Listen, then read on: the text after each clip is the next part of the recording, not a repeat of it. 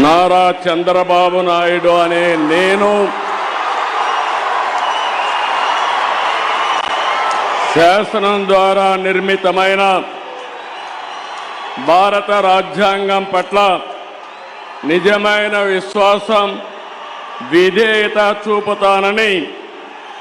భారతదేశ సార్వభౌమాధికారాన్ని సమగ్రతను కాపాడుతానని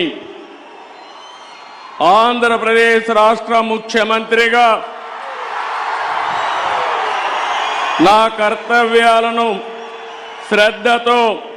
అంతఃకరణ శుద్ధితో నిర్వహిస్తానని భయం గాని పక్షపాతం గాని రాగద్వేషాలు గాని లేకుండా రాజ్యాంగాన్ని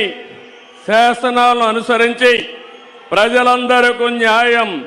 చేకూరుస్తానని